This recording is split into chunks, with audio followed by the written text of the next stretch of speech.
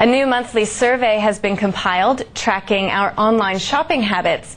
The GetPrice Index examines what people are buying over the internet, what they are paying, and which people in which states have really bought into the new way of finding what they really want.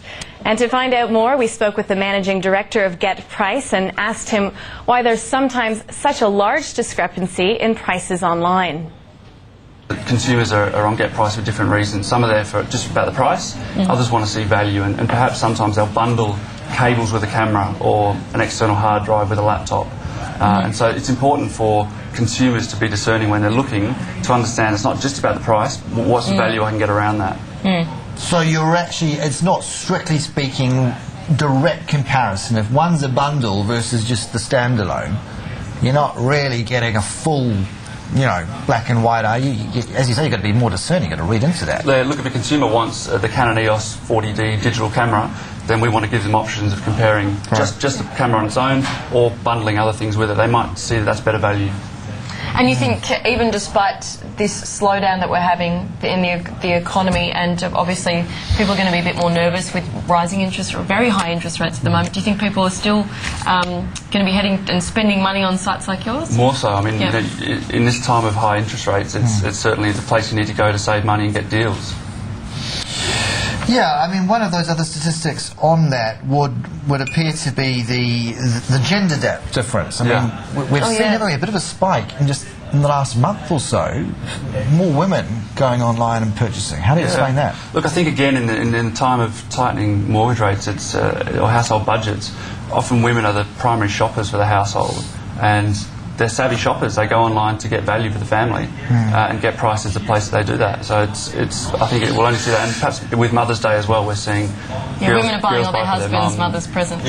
As far as now growing the business, let's just sort of talk out, broaden this out a bit more. I mean, we mentioned even the petrol thing, but what about even the airlines? What about doing something on that basis for people? So you have a one-stop shop on this site.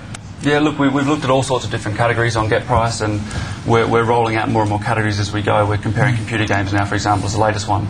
Travel's an interesting one. I think there are lots of other things that we could expand into, and we've got the consumer base, 1 million people every month coming to GetPrice. That's growing as we grow the business, and there's no reason why we can't roll out more and more categories. And you grow it by what? People clicking, and then the link takes them to that particular store or homepage of a company or what? Like that? Yeah, that's right. No one's buying anything on GetPrice. We're an information service, and people come to GetPrice to find the best prices, compare them, and then move off to the retailer. We send them to the retailer where they then complete the purchase. So, but you get money as the middleman then from directing. How do you make your money? Yeah, so it's no charge for a retailer. It's a list. We want to remain sort of objective in that sense. We also list the cheapest price first. So for the consumer, it's a trusted environment. We only make money when we send that consumer through to the retailer as a lead. The retailer then pays us a flat fee for the lead. So you would say that you're fully independent?